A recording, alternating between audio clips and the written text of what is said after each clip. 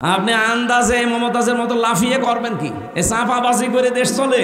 ও বলে সিয়াসিত হাদিস পড়া, বুখারী শরীফ, মুসলিম শরীফ সব পড়িস। শুধু তাই না, সিয়াসাত হাদিস, তিরমিজি শরীফ, মেশকাত শরীফ, আবু দাউদ শরীফ, বুখারী শরীফ, মুসলিম শরীফ থেকে শুরু করে এমন কোনো খণ্ড নাই যেগুলো না পড়েছি। মমতাজের বাড়িতে সেনাবাহিনীর অভিযানে উদ্ধার হলো 900 কোটি টাকা এবং 1 বস্তা স্বর্ণ। আমি অনার্স মাস্টার শেষ করলাম, আমার কামেল ছিল ফেকার উপরে, আমি হাদিসের ওপরও কামেল করেছি।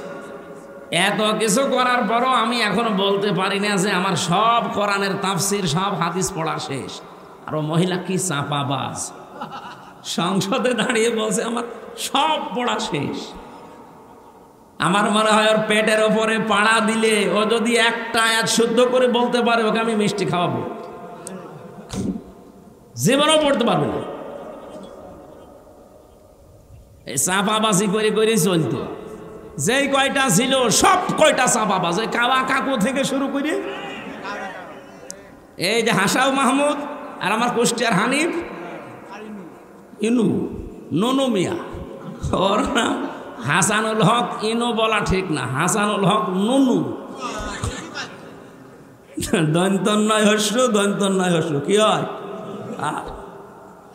ওর নামে ইনু বললে গুনাহ হবে। শয়তান ইসলামের যা ক্ষতি করেছে। আল্লাহ রাব্বুল আলামিনের পরে বলেন, আল্লাযীনা উখরিজু মিন দিয়ারিহিম বিগাইরি হাক্কিন ইল্লা আইয়াকুলু রাব্বুনাল্লাহ। তোমাদেরকে যারা ঘর বাড়ি থেকে বের করে দিয়েছে, কোনো অপরাধ তোমাদের ছিল না, এই 15.5 বছর তোমাদের বাড়িতে থাকতে দেয়নি মিথ্যা অজুহাত দিয়ে, মিথ্যা মামলা দিয়ে, মিথ্যা সাক্ষী দিয়ে। একটাই মাত্র অপরাধ তোমাদের ছিল, আইয়াকুলু রাব্বুনাল্লাহ, তোমরা বলতে যে আমাদের রব, আমাদের আইনদাতা কে? এই বাংলাদেশে আজও যারা বলে আমাদের আইনদাতা শুধুমাত্র আল্লাহ, তারাই বাতিলের টার্গেট। এদেশে ইসলামী দল, অন ইসলামী দল কত আছে, সবাই জালেমদের কাছে, সবাই রাম আর বামদের কাছে, সবাই দাদা বাবুদের কাছে। কালার না, কালার শুধু তারা যারা বলে রব্বুনাল্লাহ, আমাদের রব আল্লাহ। আই কি এত ব্যাখ্যা করা লাগবে? রব্বুনাল্লাহ বললেন আমার রব আল্লাহ কি? রবের 5টা অর্থ হয়। রব মানে সৃষ্টিকর্তা, রব মানে আইনদাতা, রব মানে মাবুদ, ইবাদত মাওয়ার যোগ্য, রব মানে অভিভাবক, রব মানে উকিল। বলেন তো এই বাংলাদেশে আজ যারা বলে আমরা আল্লাহর আইন ছাড়া কারো আইন চাই না, তারা এই দেশে অনেকের কাছে শত্রু। ভালো মানুষ নামাজ রোজা পড়ে, তারপরও শত্রুতা করে যে তুমি আল্লাহর আইন চাও, এ কথা বলো কোন কারণে? কোন মানুষ যদি মনে প্রাণে নামাজ পড়ে, রোজা রাখে, পর্দা করে, কিন্তু এ দেশ আল্লাহর আইন দিয়ে চলুক, পরিবার, সমাজ, রাষ্ট্র চাই না, আপনি লিখে নিতে পারেন লোকটা মুনাফিক। এখানে নেই? কারা কারা এরকম মনে আছেন যে আল্লাহর আইন দরকার নেই, আমি তো নামাজ পড়ি, রোজা রাখি, আমার বউ পর্দায় থাকে, কিন্তু আল্লাহর আইন দিয়ে একেবারে ইউনিয়ন থেকে সংসদ চলবে আমি চাই না? কারা বলেন তো, হাত তোলেন। একটাও নেই। অথচ আপনি বাস্তবে জায়গা মতো যে কিন্তু অস্বীকার করে বসেন। বলেন আপনার এই কথা দিয়ে, আপনার রায় দিয়ে, সমর্থন দিয়েই তো চলবে যে আল্লাহর আইন মতো ইউনিয়ন চলবে, উপজেলা চলবে, পৌরসভা চলবে, সংসদ ভবন চলবে, মন্ত্রণালয় চলবে, সেক্রেটারিয়েট চলবে। এগুলো আল্লাহর আইন মতো চালালে অজগর রব্বাকা না না। সূরা আহজাবের ভেতরে আয়াতটা আছে, আমার আয়াতটা সিরিয়াল মনে আসছে না, 35 নাম্বার এই আয়াতটা, 34 নাম্বার আয়াত। রব্বুল আলামিন বলেন, অজগর মা ইউতলা ফি বাইতিল্লাহি হিকমাতুন, হিকমতপূর্ণ কথাগুলো ঘরের ভেতরে তেলাওয়াত করবে যারা, হিকমতপূর্ণ কথা এই পৃথিবীতে সবচাইতে হিকমতপূর্ণ কথা হতে পারে কার? আল্লাহর চাইতে হেকমতে কথা বলা কেউ আছে দুনিয়ায়? আল্লাহর যত কথা হেকমতপূর্ণ আর সব কথা আল্লাহ কোরআনে দিয়েছেন। কি এত হেকমতের সহিত কথাগুলো সাজিয়েছেন এত সূক্ষ্মভাবে। আপনি একটা আয়াত নিয়ে চিন্তা ভাবনা করে যদি পড়ে থাকেন, একটা আয়াতে আপনাকে জান্নাতে নিয়ে চলে যাবে। আল্লাহ বলেন যত রকমের ঘর আছে, ফি বুয়ুতিন, যত রকমের ঘর আছে সব ঘরের ভেতরে আমি আল্লাহর মা ইউতলা আলাইকুম, তাদের উপরে তারা যেন তেলাওয়াত করে আমি আল্লাহর আয়াতগুলো। ফি আয়াতিল্লাহ, তাদের ঘর বলতে এখানে শুধু যে ঘরে থাকি এই ঘর না, তাফসিরে আমি 8টা ঘরের নাম পেয়েছি। আপনি বাংলাদেশেও দেখেন একটা একটা করে ধরে সরে সাজালে 8টা ঘরই আসবে। নিচের ঘর ইউনিয়নের যে ঘর আছে, যেখানে তো ইউনিয়নবাসী তাদের কথাবার্তা নিয়ে সেখানে উপস্থাপন করে, ইউনিয়ন পরিষদ ঘর আছে না? এরপরে আপনি উপজেলা পরিষদে ঘর পাবেন, এরপরে আদালতে ঘর পাবেন জেলা শহরে। আদালতের ঘর আবার 2টা জেলায়, একটা হচ্ছে ম্যাজিস্ট্রেট কোর্ট আর একটা জজ কোর্ট। ম্যাজিস্ট্রেট কোর্টের জন্য আলাদা ঘর নেই, জজ কোর্টের জন্য কথা বলছেন আমার। আপনি নিজের ব্যক্তিগত ঘর, ইউনিয়নের ঘর, উপজেলার ঘর, আদালতের ঘর। আদালতে তো 2 প্রকার বললাম। এরপর পৌরসভার ঘর, এরপরে মন্ত্রণালয়ের ঘর। প্রত্যেকটা মন্ত্রীর আলাদা আলাদা বিভাগ আছে, ঘর আছে। এরপরে সর্বোচ্চ ঘরের নাম হচ্ছে সংসদ। এটাও ঘর না? এই 8টা ঘরে যদি আল্লাহর আয়াতগুলো তেলাওয়াত হতো সকাল সন্ধ্যা, আর ওই আয়াতের উপরে যদি মেসেজ করে আমরা চলতে পারতাম, এই বাংলাদেশটাও মিনি জান্নাত হয়ে যেত। আল্লাহ পাক এইটা জানিয়েছেন, আলাউলা দাফউল্লাহিন নাসা বিবাযিহিম বাযিন লাহুদ্দিমাতি সাওয়ামিউ ওয়া বিয়াউ ওয়া সালাওয়াতু ওয়া মাসাজিদু ইযকারু ফিহাস মুল্লাহি কাসীরা। এখানে বাংলা অর্থ শুনলে আপনি মনে করবেন আয়াত ভুল, আমিও মনে করেছিলাম, কিন্তু স্পেশাল কিছু অর্থ এখান থেকে বের করা লাগবে। ওয়ালাউলা দাফউল্লাহ, আল্লাহ যদি নিজে দাফা না করতেন, দাফা মানে প্রতিহত করা, ধ্বংস করা না, প্রতিহত করা বাধার সৃষ্টি করা অথবা প্রতিবন্ধকতা সৃষ্টি করা, এরকম অর্থ হয় দাফা লাহুদ্দিমাতের। তাহলে ধ্বংস হয়ে যেত, শেষ হয়ে যেত আল্লাহ যদি নিজে এটাকে প্রতিহত না করতেন। আল্লাহ যদি ভালো দিয়ে মন্দকে চাপা না দিতেন অথবা ভালো দিয়ে মন্দের উপরে বিজয় না করতেন। 1 নম্বরের নাম দিয়েছিল মানুষের ভেতরে একে অন্যের দ্বারা যদি আমার আল্লাহ দাফা করে না রাখতেন, দমন করে না রাখতেন, নিচু করে না রাখতেন, দাবিয়ে না রাখতেন, কি হতো জানো? লাহুদ্দিমাত সাওয়ামিউ, সওমায়ের বহুবচন সাওয়ামি। এটা সংসার বিরাগী যারা এই বাংলাদেশে লালনের ফকিরের মাজারে যারা থাকে, চট্টগ্রামের মাছ ভান্ডারের মাজারে যারা পড়ে আছে, 8 রশির মাজারে যারা পড়ে আছে, মাজার কেন্দ্রিক জীবন যাপন যাদের, এরা আমরা মনে করি এরা সংসার বিরাগী, সংসার ত্যাগী। আল্লাহ বলেন এরা যেভাবে আল্লাহকে ডাকাডাকি করে, হ্যাঁ ওদের পদ্ধতি ভুল হতে পারে, ডাকে তো ওরা যেখানে বসে বসে ডাকে। আপনি লালনের মাজারে যান, যখন ওদের অনুষ্ঠান চলে, চুল একবার সামনে যায় একবার পেছনে যায়, কি জিকির! যদিও আল্লাহর নামের সাথে অন্য কাউকে ডেকে তারা শিরিক করে ফেলে, কিন্তু জিকির তো করছে। যার জিকির করুক, জিকির তো করছে সওয়াবের নিয়তেই, ভালোর নিয়তেই। আল্লাহ বলেন আমি এই সংসার বিরাগীদের ইবাদত খানা ওয়া বিয়াউন, বিউনের বহুবচন বিয়াউন, এটার বাংলা অর্থ গির্জা। গির্জার সমূহ রাখতাম না। সালাওয়াতুন, খ্রিস্টানদের যে সমস্ত উপাসনালয় আছে ওই সমস্তগুলো রাখতাম না। মাসাজিদু, আল্লাহর ঘর, মসজিদের বহুবচন মসজিদ, মাসাজিদ, মসজিদও থাকতো না। ইযকারু ফিহা ইসমুল্লাহি কাসীরা, যেখানে আল্লাহর উচ্চারণগুলো বেশি বেশি হয়। আল্লাহর নামের উচ্চারণ যেখানে বেশি বেশি করা হয়ে থাকে ওই জায়গাগুলো ঠিক থাকতো না, নষ্ট হয়ে যেত, ধ্বংস হয়ে যেত। যদি আল্লাহ এক পক্ষ থেকে আর এক পক্ষকে দাফন করে না দিতেন, দমিয়ে না রাখতেন, নিচু করে না রাখতেন, এর বাংলা অর্থ হচ্ছে যদি আল্লাহ ভালোর দ্বারা মন্দকে মাঝে মাঝে আঘাত না দিতেন তাহলে এই উপাসনালয়গুলো একটাও ঠিক থাকতো না। এই জন্যে মাঝে মাঝে আল্লাহ পৃথিবীকে গরম করে দেয়। আপনি তামাম দুনিয়ার দিকে এই সিস্টেমটাই পাবেন। অলায়াংসুরান্নাল্লাহু মায়াংসুরু, লামে তাকিদ নুনে সাকিলা, দুইটা গ্যারান্টি আছে আয়াতে। এই পৃথিবীতে কেউ যদি আল্লাহ পাককে সাহায্য করে মাস্ট বি সে যেন নিজেকে সাহায্য করলো। মায়াংসুরুহু, এহুর মারসা তার নিজের দিকে। কেউ যদি আল্লাহকে সাহায্য করে সে যেন নিজেকে সাহায্য করলো। প্রশ্ন আসতে পারে আল্লাহকে পাবো কোথায়? আল্লাহ রাব্বুল আলামিন এই পৃথিবীর সৃষ্টি জগতের ভেতরেই মিশে আছেন। এই জন্য কিয়ামতের ময়দানে আল্লাহ মানুষকে ডাক দিয়ে বলবে আমি ক্ষুধার্ত ছিলাম, আমাকে খাবার দাওনি।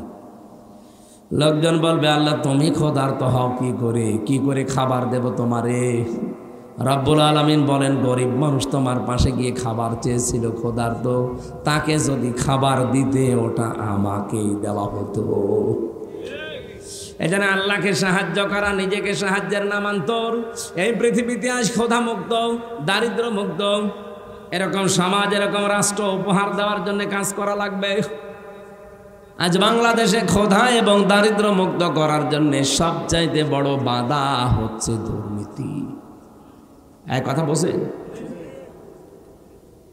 এ দেশটা ক্ষুধা এবং দারিদ্র মুক্ত করা সম্ভব যদি শুধুমাত্র দুর্নীতি না হয়। আপনি একটু ভাবতে, একটা শুধু পয়েন্ট বলছি, ভাবতে পারেন।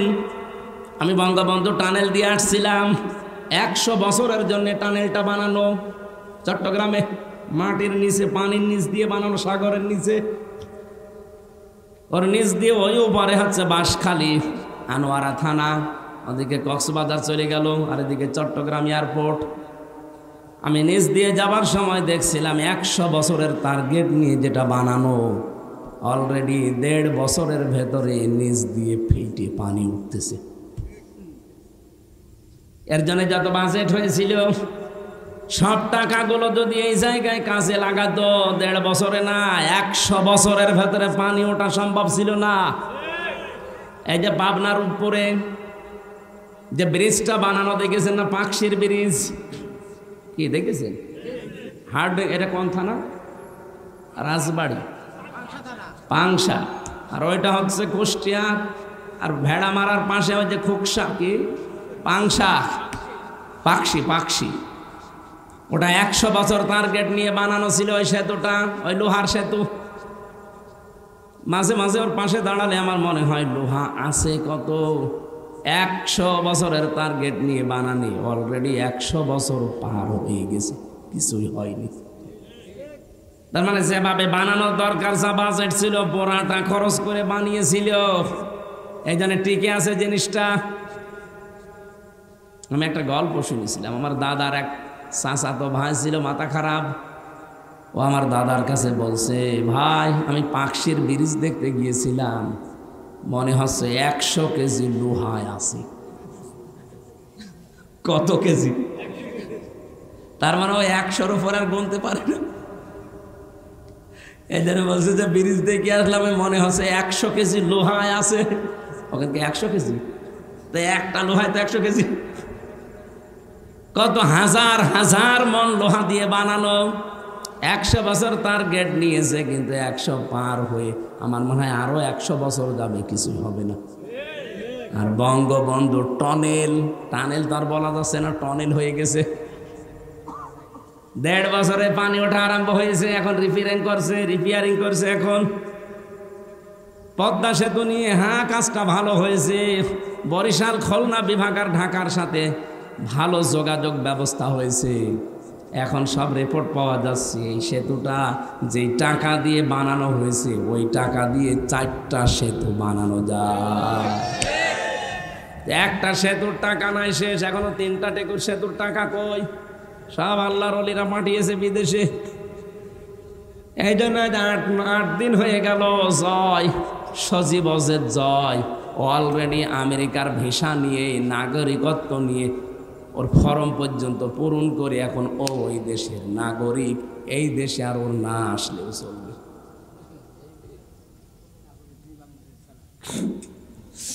বুখারী শরীফের হাদিস এটা।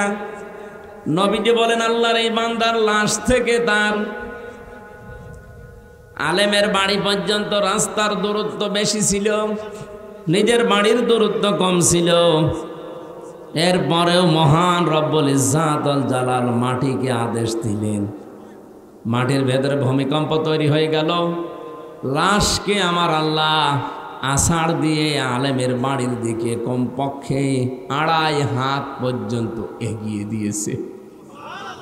ফেরেশতারা মাপ দিতে গিয়ে দেখে যে নিজের বাড়ি থেকে আলেমের বাড়ি পর্যন্ত দূরত্বর দিক থেকে লাশের কাছ থেকে আলেমের বাড়ি কাছাকাছি হয়ে গেছে।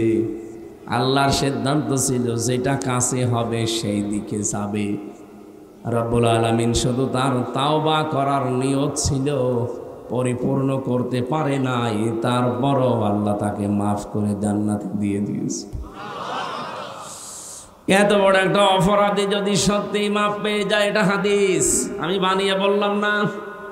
আমরা এখানে অত বড় অপরাধী হয়তো নেই, অপরাধ আমাদের জীবনেও আছে, জেনার গোনা আমাদের জীবনে আছে, চুরির গোনা আমাদের জীবনে আছে, সকলখড়ি গোনা গেবদের গোনা আমাদের জীবনে আছে, মানুষ হত্যা করার গোনা আছে।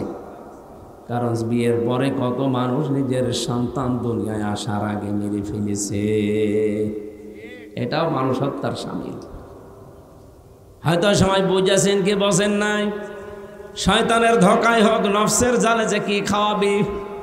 বিয়ের কেবল 2 বছর 1 বছর 3 বছরও চাইনি, এখন যদি ছেলে মেয়ে হয় মানুষ কি বলবে, এই ভয়তে হলেও হয়তো আমরা ওই সময় বহু মানুষ জেনে না জেনে নিজের সন্তান ছেলে হোক মেয়ে হোক দুনিয়ায় আসতে দেয়নি, আগেই মেরে ফেলেছে।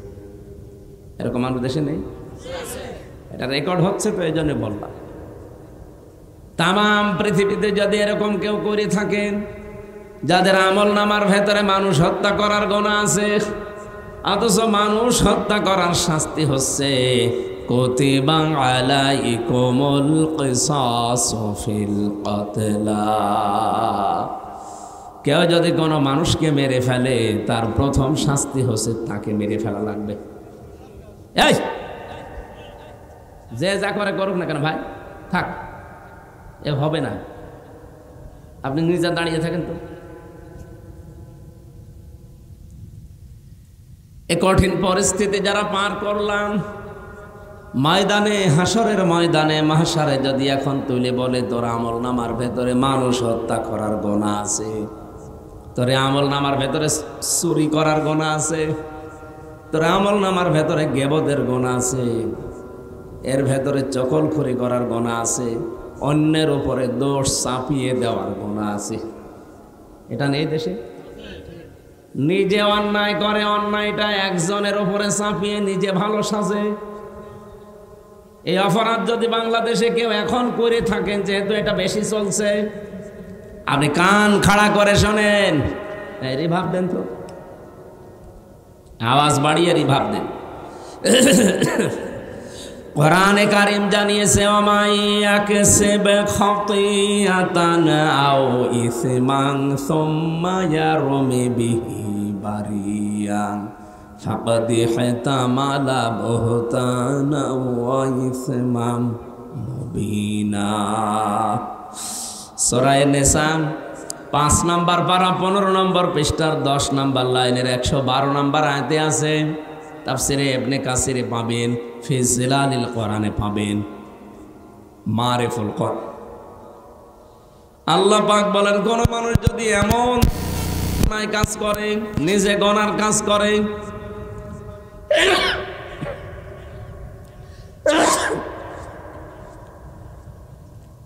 নিজে মানবতা বিরোধী কোন কাজে আঞ্জাম দেয়, আর কাজটা যখন হয়ে যায় তখন একটা ভালো মানুষ নিরপরাধ মানুষের ওপরে দোষটা চাপিয়ে দিয়ে নিজেকে ভালো সাজায়, মানুষের কাছে বলে যে এই কাজ আমার দ্বারা হয়নি।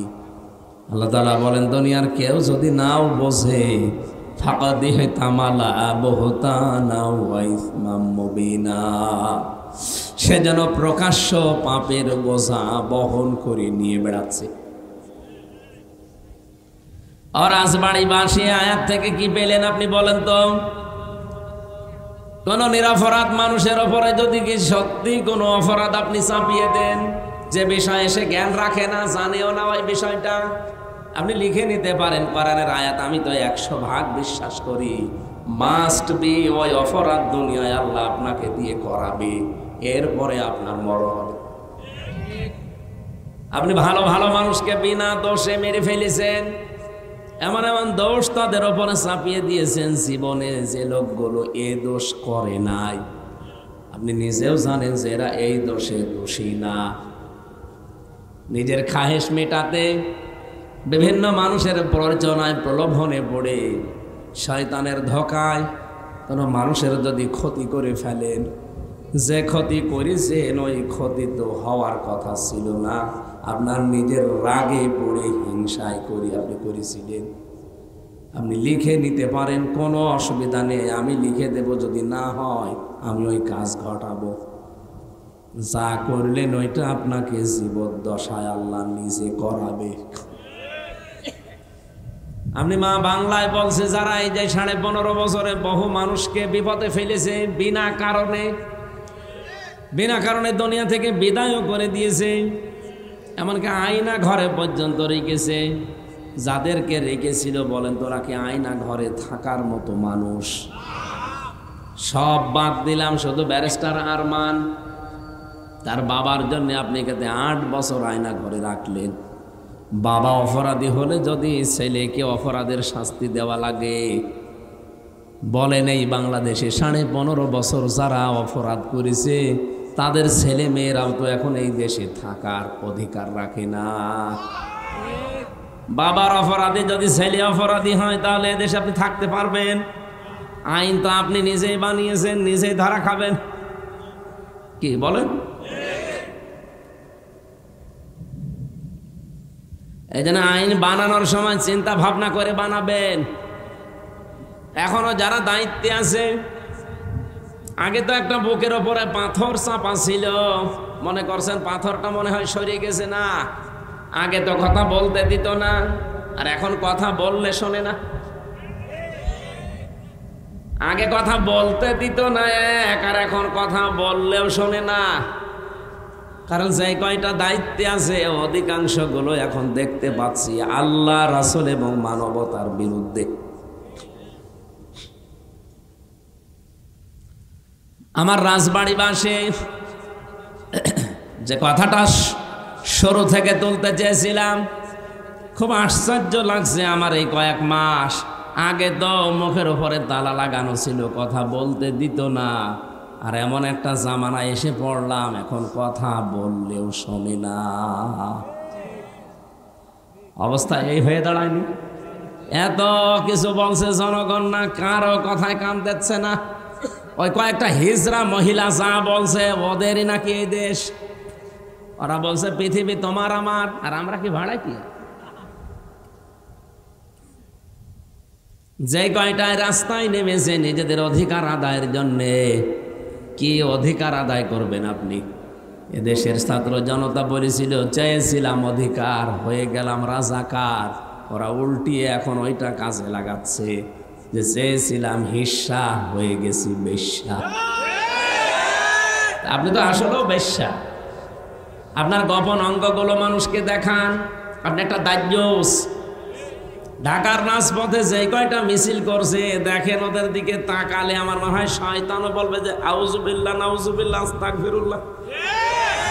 যেটা তার স্বামীকে দেখাবে সেইটা দেখাচ্ছে আমাদেরকে। হক আদায় করতেছে।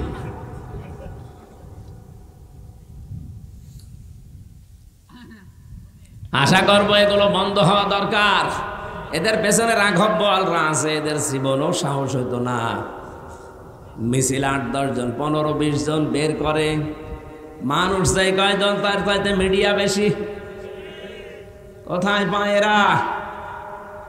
এসব ভাড়া করা বিশ্বের মোড়লদেরকে দেখাতে চায় যে আমরা নারী অধিকার আদায়ের পক্ষে। এর নাম নারীর অধিকার। আজকে ইসলামপন্থী এক মা দেখলাম বলছিল বোরকা পরে যে নিজের গোপন অঙ্গগুলো মানুষকে দেখানো যদি অধিকার হয়, এরকম অধিকার এই দেশের মুসলিম মেয়েদের দরকার নেই। যারা ওগুলো করছেন এরা এই দেশের মেয়ে না। আমি যে মিছিলটা দেখলাম সামনে শুধু 2 জন বাংলাদেশের মেয়ে লোক, বাকি অধিকাংশ কলকাতা থেকে ভাড়া করা।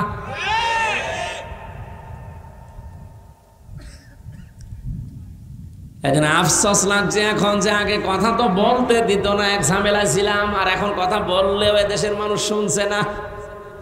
ওর চাইতে আরো বিপদে আছি। আগে তো বলতে দিত না, চুপ করে থাকতাম, যে যা করছে করুক গা। কিন্তু এখন বইলে করব কি? প্রকাশ্য ইসলামের বিরুদ্ধে, কোরআনের আয়াতের বিরুদ্ধে ওরা হাত দিয়েছে।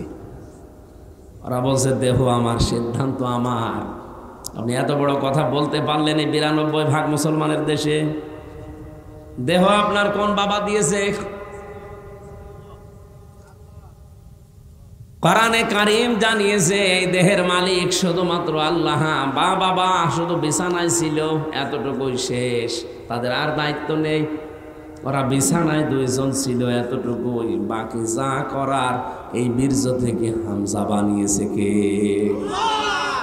রাব্বুল আলামিন স্মরণ করাচ্ছেন আমাদেরকে, কাইফা তাকফুরুনা বিল্লাহি ওয়া কুনতুম আমওয়াতান ফাআহইয়াকুম সুম্মা ইউমীতুকুম সুম্মা ইউহয়ীকুম সুম্মা ইলাইহি তুরজাউন। বলেন আল্লাহু আকবার।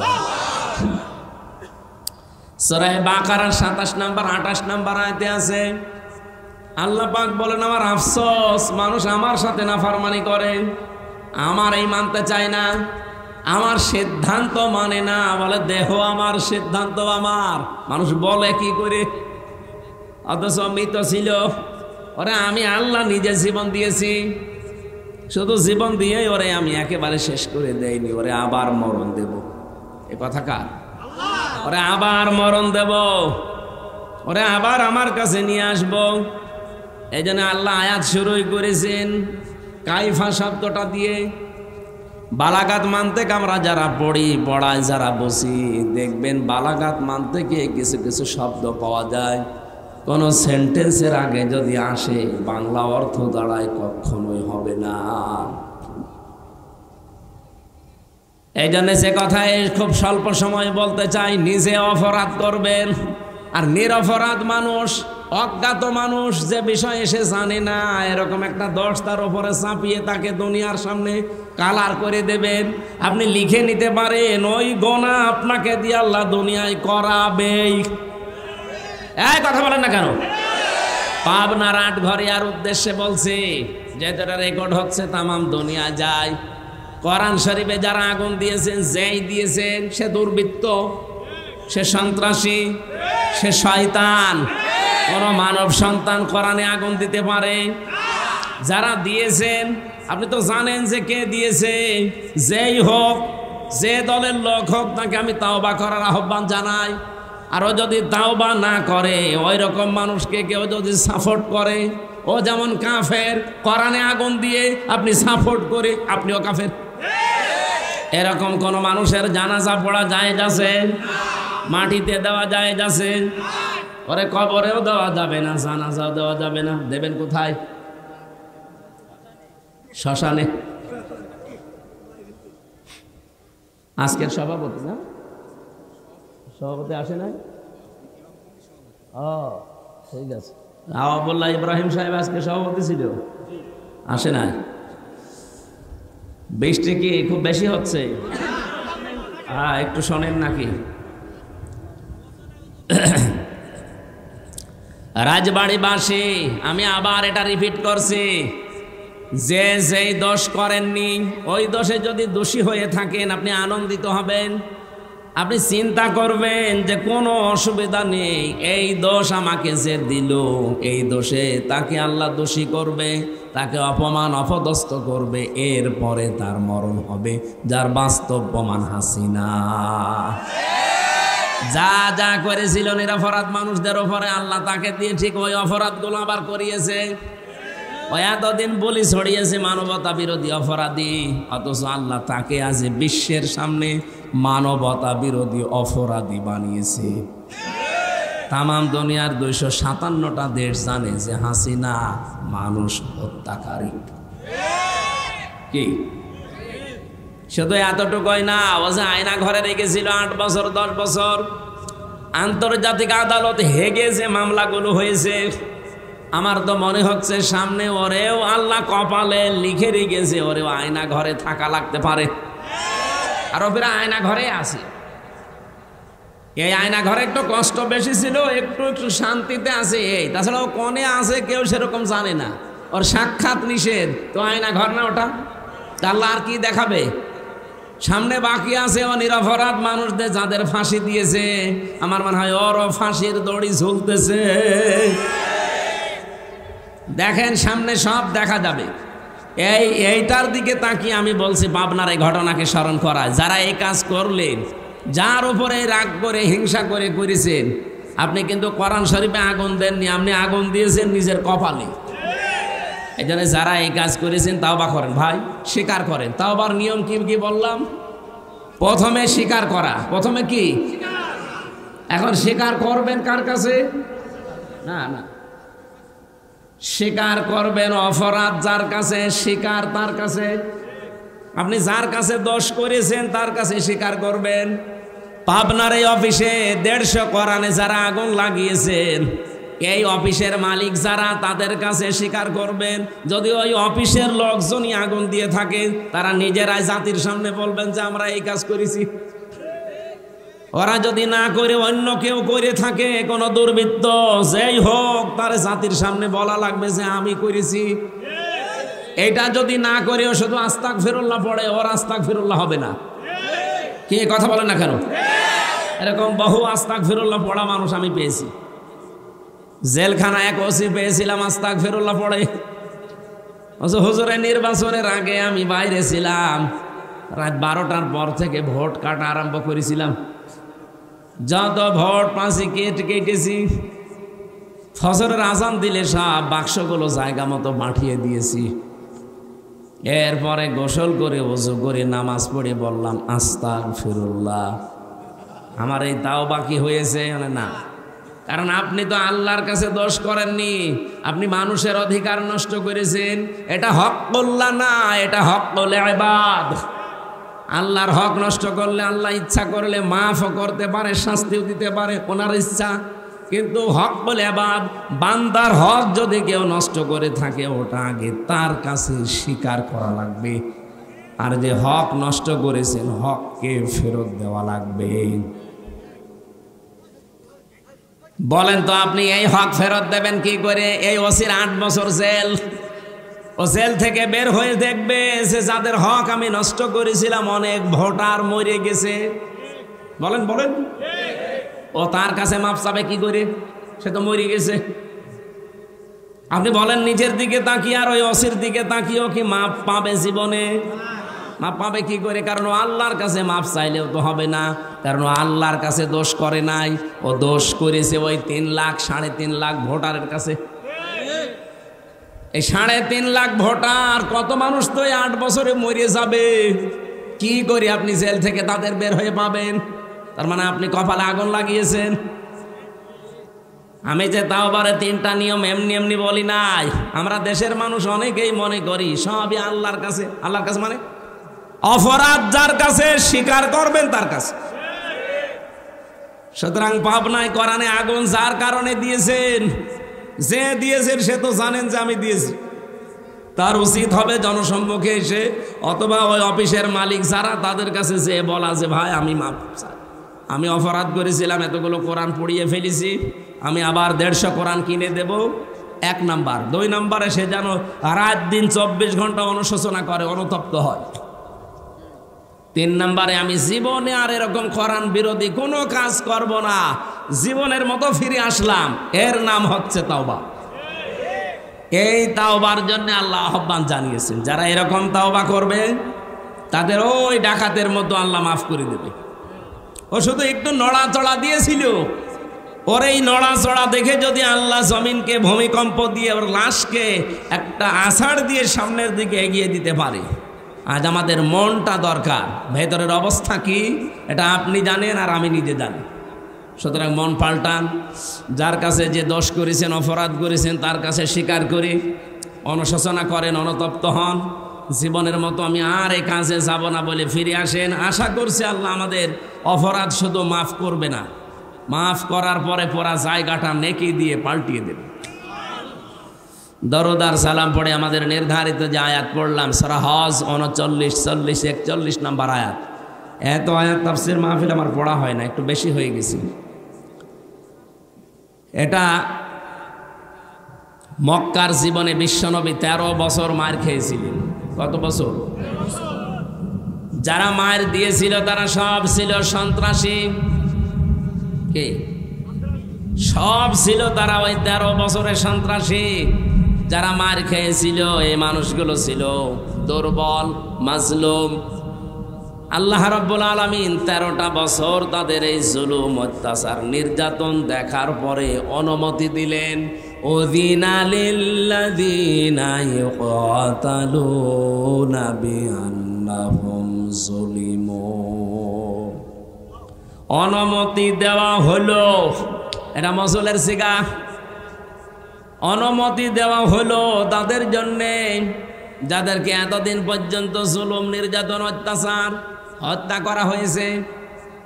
বিআন্নাহুম যুলিমু, কারণ তাদের উপরে জুলুম করা হয়েছিল, এই জন্য আমি অনুমতি আজকে দিলাম। এতদিন পর্যন্ত 13 বছর সাহাবায়ে কেরাম অনুমতি পাননি জিহাদ করার জন্যে, যুদ্ধ করার জন্যে, পাল্টা আক্রমণ করার জন্যে। হ্যাঁ, এতদিন তাদের যুদ্ধ, জিহাদ, পাল্টা আক্রমণ ছিল শুধুমাত্র ধৈর্য। শুধু কি? আমরা আজ 15 বছর যেটা ধরেছিলাম, যাই করুক না কেন কিছুই করার নেই। অনুমতিও পাইনি কোনো জায়গা থেকে। মায়ের খাওয়া লাগবে, জেনে শুনেই মায়ের খাওয়া লাগবে। ভালো মানুষ বাড়ি থেকে ধরে নিয়ে জেলখানায় আটক করে, আবার বাড়ি থেকে টাকা নিলে ছেড়ে দেয়। মনে আছে আমার বাবার কাছেও টাকা পায়, পাওনা টাকা নিয়ে গেল। এরকম রাজবাড়ি হয়নি? যারা এই কাজে ছিলেন আপনি নিজেকে নিজে প্রশ্ন করেন। এরকম হাজার হাজার অপরাধ দুনিয়ায় আপনার আছে, কিন্তু আমরা কিচ্ছু বলতে পারি না, কারণ আমাদের হাত বাঁধা। আমাদেরকে একটা মিথ্যা ট্যাগ দিয়ে দুর্বল করে রেখেছিল যে আমরা নাকি যুদ্ধ অপরাধী, আমরা নাকি রাজাকার। অথচ এটা তো পুরা বানোয়াট, এখন তামাম দুনিয়া দেখতে পাচ্ছে। সিনেমা বানাতো, নভেল, নাটক, থিয়েটার, বই লিখত, মঞ্চস্থ করতো নাটক পর্যন্ত, মামলা, হামলা, কেস, কাম, ছবি, ফটো যা দিত। একটা হুজুর মাথায় টুপি আর মুখে দাড়ি দেখলেই মানুষ মনে করতো এটা যুদ্ধ অপরাধী, এটা রাজাকার।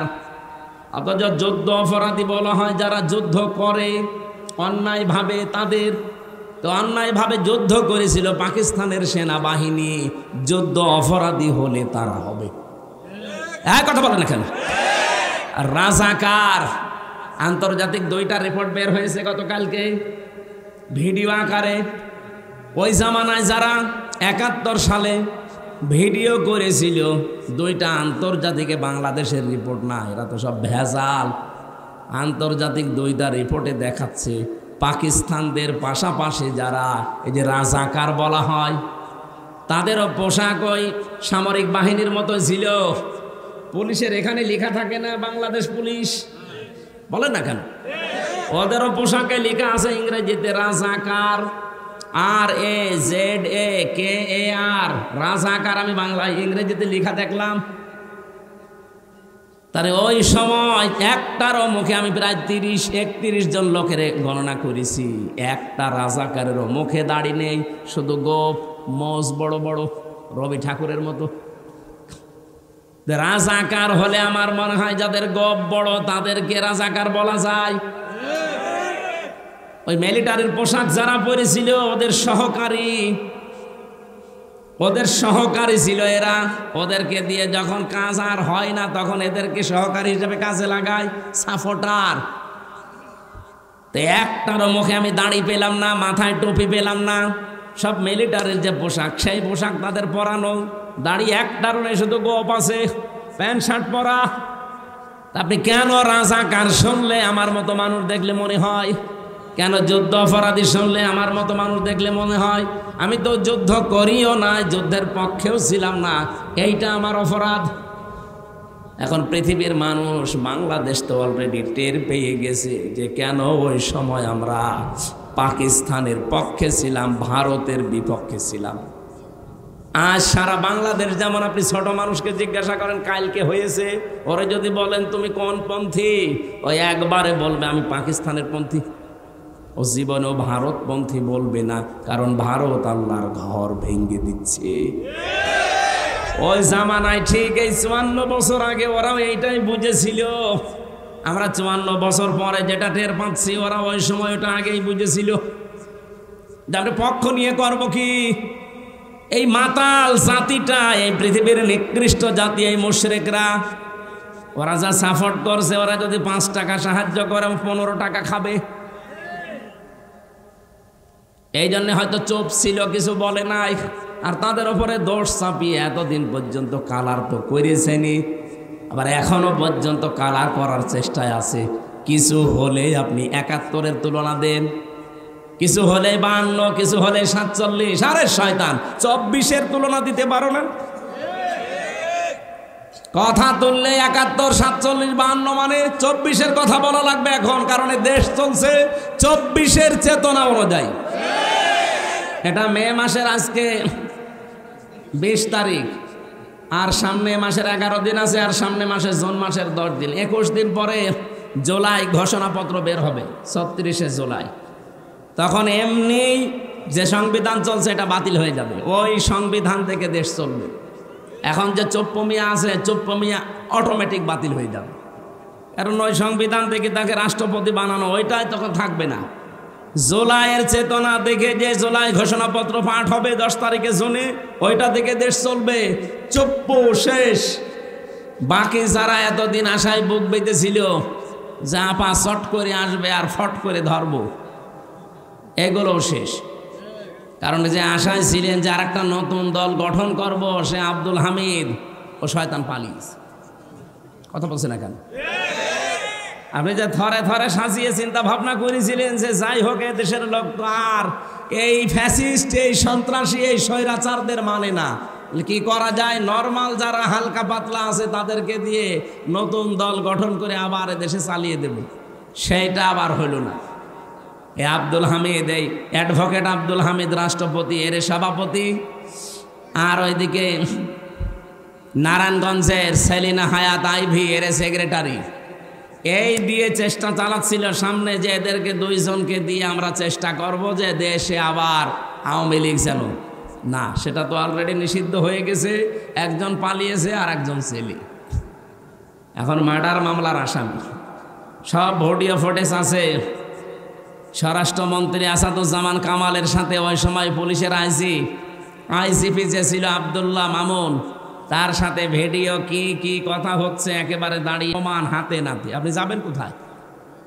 আর বাকি 3 নাম্বার স্থলে ছিল সাবের হোসেন চৌধুরী, আর আরেকজন ছিল ওদিকে কক্সবাজারের। এই 2 জনকে দিয়ে মনে করেছিল 3 নাম্বার স্তরে এদেরকে দিয়ে সাজাবো, সেইটাও গুড়ে বালি। সে সাবের হোসেন চৌধুরীও নেই, আর এই কক্সবাজারে সে বাটা জাফরও এখন জেলে। তাহলে 1, 2, 3 স্তরে সব শেষ। আপনি এখন যাবেন কোথায়? যাবেন কোথায় মানে জালেমরা যা করেছে তার পরিণতি ভোগ করা লাগবে না? এই জন্য আগামীতে কেউ যেন আবার এরকম জুলুম করেন না। নিজে যা করেন অপরাধ, আর একজন ভালো মানুষের উপরে ঘাড়ে দোষটা চাপিয়ে নিজে ভালো সাজছে। আপনি যার উপরে দোষ দিতে চান, আপনার বিবেকের কাছে প্রশ্ন করেন, আসলে কি সেই লোকটা অপরাধী? আপনি কার দিকে তাকিয়ে কথা বলেন? বলেন। সুস যদি ঝাঁঝরকে বলে ঝাঁঝর যদি সোসকে বলে যে তোমার পেছনে দেখলাম একটা ফোঁটা করা আছে, এটা মেনে নেওয়া যায়? সোসের তো ফোঁটা কয়টা, আর ঝাঁঝরের? তা আপনারা যারা দোষ দেন আজ, আপনাদের ফোঁটা কয়টা আপনারা জানেন?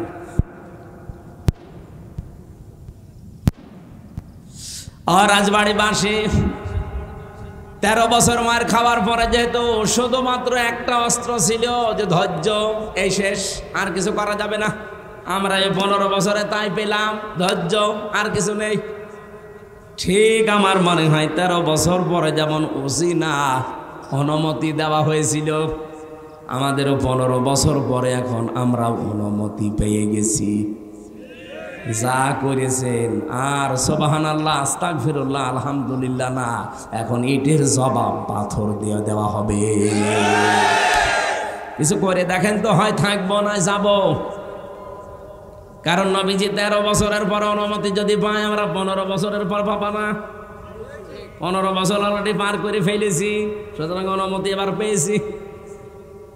আল্লাহ পাক বলেন, ওয়া ইন্নাল্লাহা আলা নাসরিহিম লাকাদির, অবশ্যই আমি আল্লাহ এই মানুষগুলোর উপরে যাদের অত্যাচার, জুলুম, নির্যাতন চালানো হয়েছিল এদেরকে সাহায্য করব এবং বিজয় দিতে আমি আল্লাহ সক্ষম।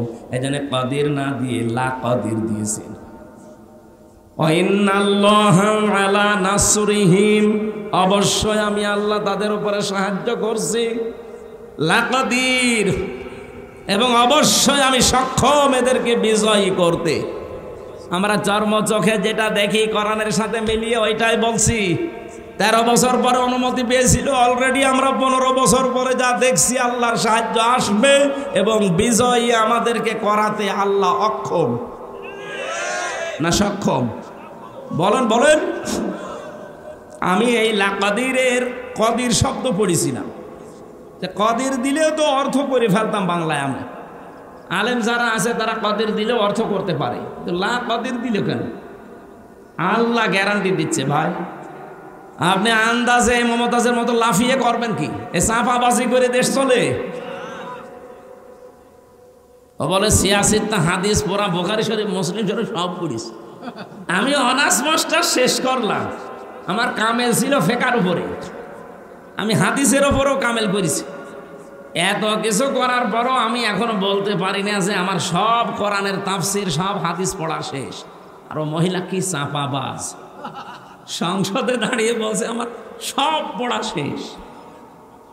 আমার মনে হয় ওর পেটের ওপরে পাড়া দিলে ও যদি একটা আয়াত শুদ্ধ করে বলতে পারে, ওকে আমি মিষ্টি খাওয়াবো, জীবনও পড়তে পারবে না। এই চাপাবাজি করে করে চলতো, যেই কয়টা ছিল সব কয়টা চাপাবাজ, ওই কাবা কাকু থেকে শুরু করে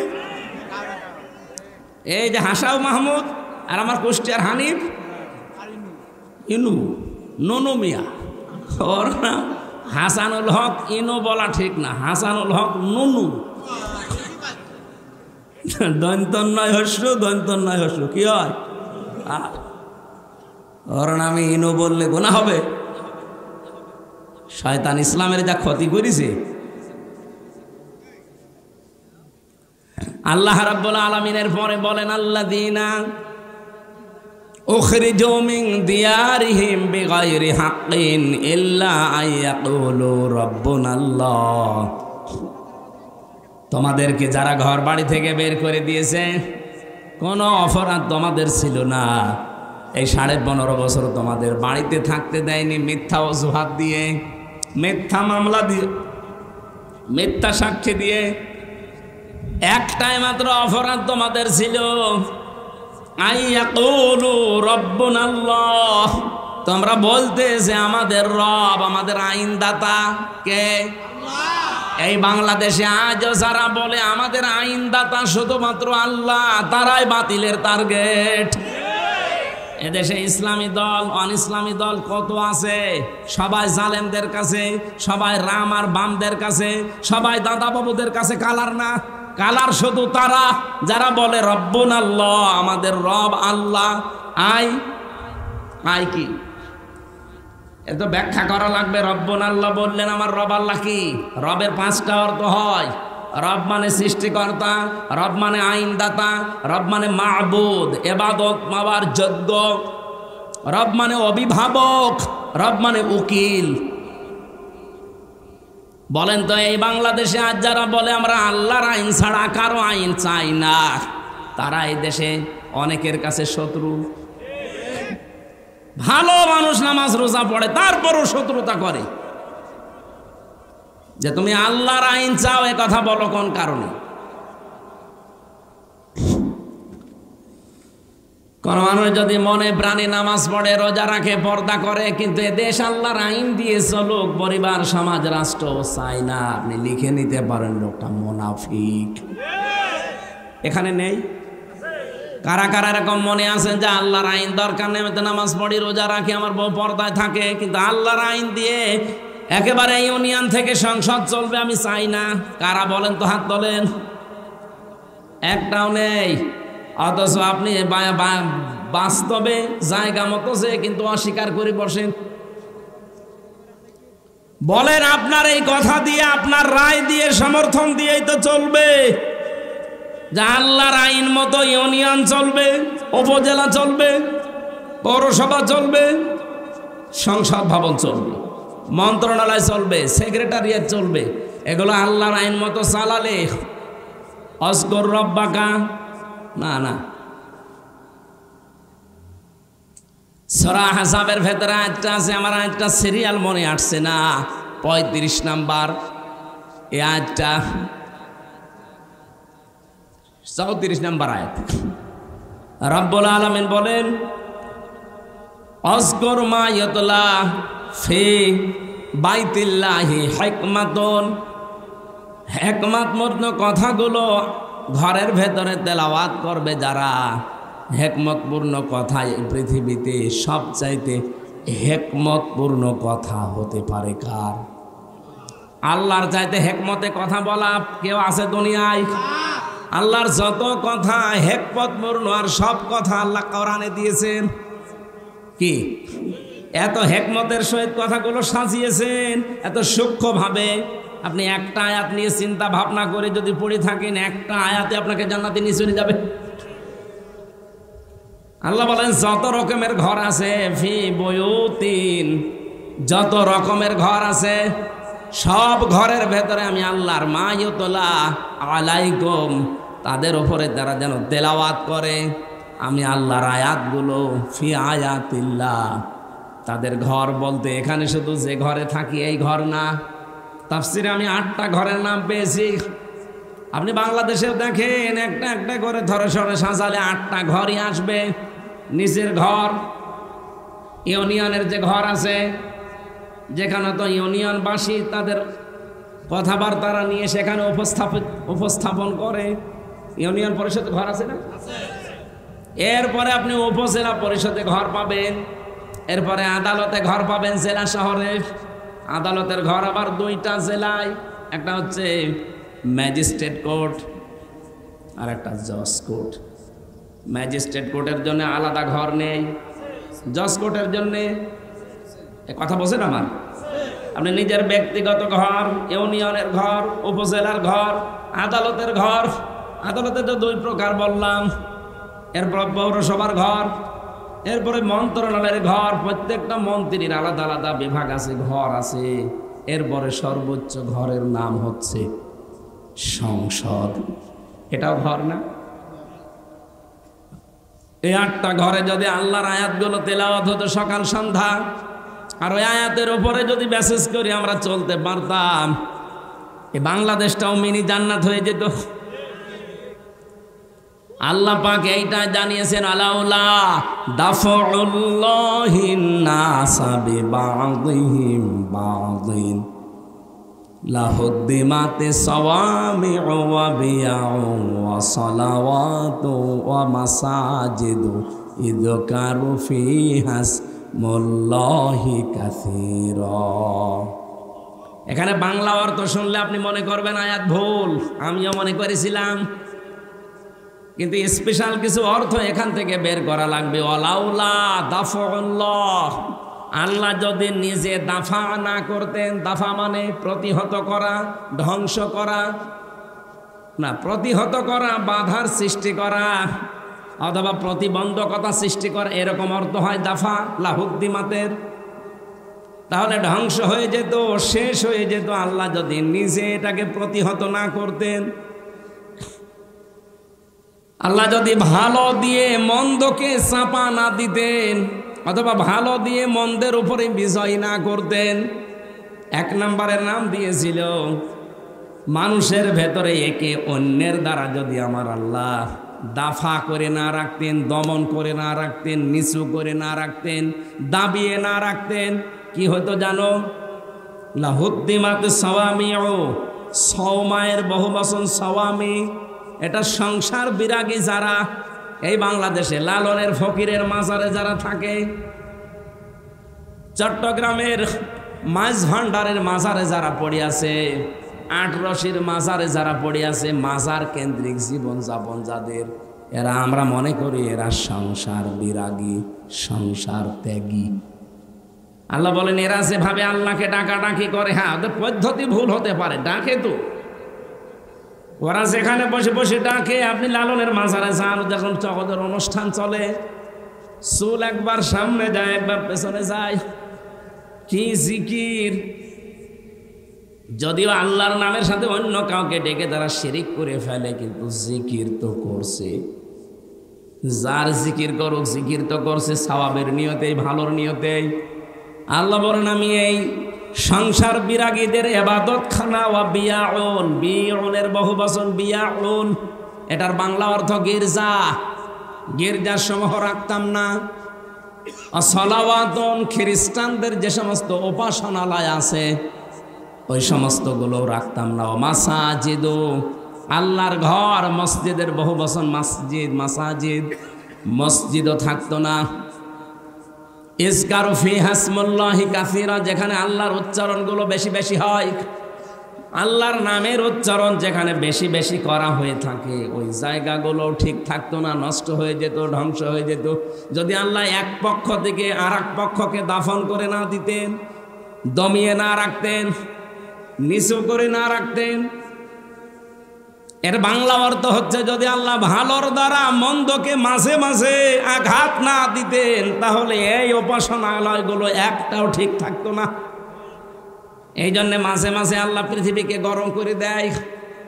আপনি তামাম দুনিয়ার দিকে এই সিস্টেমটাই পাবেন। ওয়ালায়ানসুরান্নাল্লাহু মাইয়ানসুরু, লামে তাকিদ নুনে সাকিলা, দুইটা গ্যারান্টি আছে আয়াতে। এই পৃথিবীতে কেউ যদি আল্লাহ পাককে সাহায্য করে, মাস্ট বি সে যেন নিজেকেই সাহায্য করলো। মাইয়ানসুরুহু, এহুর মারজা, তার নিজের দিকে। কেউ যদি আল্লাহকে সাহায্য করে সে যেন নিজেকে সাহায্য করলো। প্রশ্ন আসতে পারে আল্লাহকে পাবো কোথায়? আল্লাহ রাব্বুল আলামিন এই পৃথিবীর সৃষ্টি জগতের ভেতরেই মিশে আছেন। এই জন্য কিয়ামতের ময়দানে আল্লাহ মানুষকে ডাক দিয়ে বলবে আমি ক্ষুধার্ত ছিলাম, আমাকে খাবার দাওনি। লোকজন বলবে আল্লাহ তুমি ক্ষুধার্ত হও কি করে খাবার দেব তোমারে? রব্বুল আলামিন বলেন গরিব মানুষ তোমার পাশে গিয়ে খাবার চেয়েছিল, ক্ষুধার্ত, তাকে যদি খাবার দিতে ওটা আমাকেই দেওয়া হতো। এজন্য আল্লাহকে সাহায্য করা নিজেকে সাহায্যের নামান্তর। এই পৃথিবীতে আজ ক্ষুধা মুক্ত, দারিদ্র মুক্ত এরকম সমাজ, এরকম রাষ্ট্র উপহার দেওয়ার জন্য কাজ করা লাগবে। আজ বাংলাদেশে ক্ষুধা এবং দারিদ্র মুক্ত করার জন্য সবচাইতে বড় বাধা হচ্ছে দুর্নীতি। এক কথা বলছে, এদেশটা ক্ষুধা এবং দারিদ্র মুক্ত করা সম্ভব যদি শুধুমাত্র দুর্নীতি না হয়। আপনি একটু ভাবতে, একটা শুধু পয়েন্ট বলছি, ভাবতে পারেন। আমি বঙ্গবন্ধু টানেল দিয়ে আসছিলাম, 100 বছরের জন্য টানেলটা বানানো চট্টগ্রামে, মাটির নিচে, পানির নিচ দিয়ে বানানো, সাগরের নিচে, ওর নিচ দিয়ে ওই উপরে হচ্ছে বাঁশখালী, আনোয়ারা থানা, ওদিকে কক্সবাজার চলে গেল, আর এদিকে চট্টগ্রাম এয়ারপোর্ট। আমি নিচ দিয়ে যাবার সময় দেখছিলাম 100 বছরের টার্গেট নিয়ে যেটা বানানো, অলরেডি 1.5 বছরের ভেতরে নিচ দিয়ে ফেটে পানি উঠতেছে। এর জন্য যত বাজেট হয়েছিল সব টাকাগুলো যদি এই জায়গায় কাজে লাগাতো 1.5 বছরে না 100 বছরের ভেতরে পানি ওঠা সম্ভব ছিল না। এই যে পাবনার উপরে যে ব্রিজটা বানানো দেখেছেন না, পাকশির ব্রিজ, কি দেখেছেন? হার্ড, এটা কোন থানা? রাজবাড়ি, পাংশা। আর ওইটা হচ্ছে কুষ্টিয়া। আর ভেড়া মারার পাশে ওই যে খুকসা, কি পাংশা, পাকশি। ওটা 100 বছর টার্গেট নিয়ে বানানো ছিল ওই সেতুটা, ওই লোহার সেতু। মাঝে মাঝে ওর পাশে দাঁড়ালে আমার মনে হয় লোহা আছে কত। 100 বছরের টার্গেট নিয়ে বানানি, অলরেডি 100 বছর পার হয়ে গেছে, কিছুই হয়নি। তার মানে যেভাবে বানানোর দরকার, যা বাজেট ছিল পুরাটা খরচ করে বানিয়েছিল, এই জন্য টিকে আছে জিনিসটা। আমি একটা গল্প শুনেছিলাম, আমার দাদার এক চাচাতো ভাই ছিল মাথা খারাপ। ও আমার দাদার কাছে বলছে, ভাই আমি পাকশির ব্রিজ দেখতে গিয়েছিলাম, মনে হচ্ছে 100 কেজি লোহায় আছে। কত কেজি? তার মানে ওই 100-র উপর আর গুনতে পারে না। এই জন্য বলছে যে ব্রিজ দেখে আসলাম, মনে হচ্ছে 100 কেজি লোহায় আছে। ওখানে 100 কেজি? তো একটা লোহায় তো 100 কেজি। কত হাজার হাজার মন লোহা দিয়ে বানানো। 100 বছর তার গেট নিয়েছে, কিন্তু 100 পার হয়ে আমার মনে হয় আরো 100 বছর যাবে, কিছুই হবে না। আর বঙ্গবন্ধু টানেল তার বলা যাচ্ছে না, টনেল হয়ে গেছে। 1.5 বছরে পানি ওঠা আরম্ভ হয়েছে, এখন রিপেয়ারিং করছে। এখন পদ্মা সেতু নিয়ে কাজটা ভালো হয়েছে। বরিশাল, খুলনা বিভাগ আর ঢাকার সাথে ভালো যোগাযোগ ব্যবস্থা হয়েছে। এখন সব রিপোর্ট পাওয়া যাচ্ছে এই সেতুটা যেই টাকা দিয়ে বানানো হয়েছে, ওই টাকা দিয়ে 4টা সেতু বানানো যায়। একটা সেতুর টাকা নাই শেষ, এখনো 3টা টেকুর সেতুর টাকা কই? সব আল্লাহর ওলিরা পাঠিয়েছে বিদেশে। এই জন্য 8 দিন হয়ে গেল জয় সজীব অজেদ জয় অলরেডি আমেরিকার ভিসা নিয়ে, নাগরিকত্ব নিয়ে ওর ফর্ম পর্যন্ত পূরণ করে এখন ওই দেশের নাগরিক। এই দেশে আর ওর না আসলেও চলবে। আমি মালয়েশিয়া ছিলাম কিছুদিন আগে, সিঙ্গাপুরে।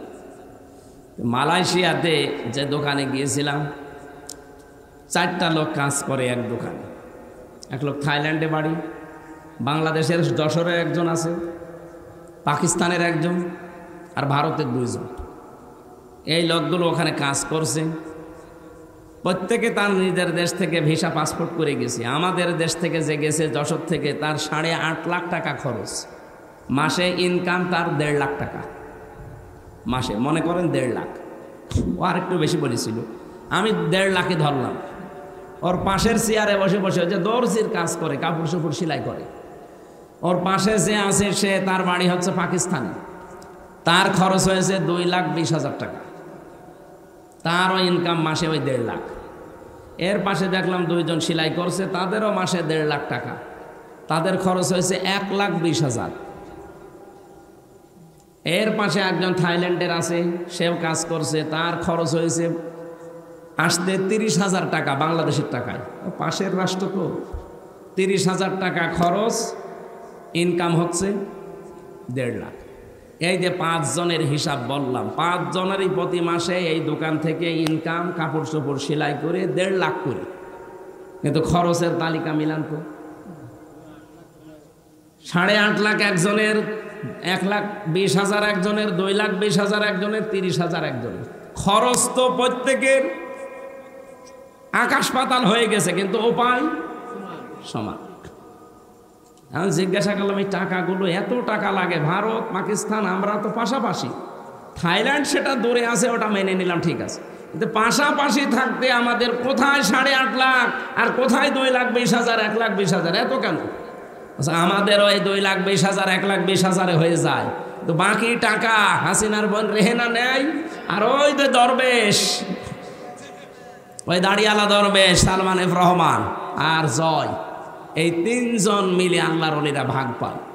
শুধু মালয়েশিয়া 257টা দেশ আছে বিশ্বে, যত দেশে যত জায়গায় মানুষ, এই দেশ থেকে প্রায় 1 কোটির উপরে মানুষ থাকে, সব টাকা পয়সা একেবারে চোখ বন্ধ করে থাকলেও তাদের অ্যাকাউন্টে চলে যায়। বলেন সুবহানাল্লাহ। আপনি সুবহানাল্লাহ বলেন। আপনি চিন্তা করতে পারেন? এই জন্য বলছি দেশটা দাঁড়িয়ে যাবে, কোনো অসুবিধা নেই। এদেশের মানুষ মানুষ না, এটা মানব সম্পদ। শুধুমাত্র দুর্নীতি বন্ধ করা লাগবে। এই জন্য আল্লাহকে সাহায্য করা, এখন আল্লাহর আইনগুলো জমিনে কায়েম করার মাধ্যমে, যে আল্লাহর আইনে জমিনে কায়েম করার জন্য চেষ্টা চালাবে, সে যেন লিখে নেয় যে আমি নিজেকেই নিজে সাহায্য করছি। আলা ইয়ানসুরান্নাল্লাহু মা ইয়ানসুরুহু ইন্নাল্লাহা লাকাবিয়্যুন আজিজ। অবশ্যই আমি আল্লাহ লাকাবিয়্যুন আজিজ দিয়েছেন। কাবিয়্যুন আজিজ দিলেও হয়ে যেত, মহাপরিক্রমশালী এবং শক্তিমান। আল্লাযীনা ইম্মাক্কান্নাহুম ফিল আরদি আকামুস সালাহ। বৃষ্টি জোরে চলছে নাকি?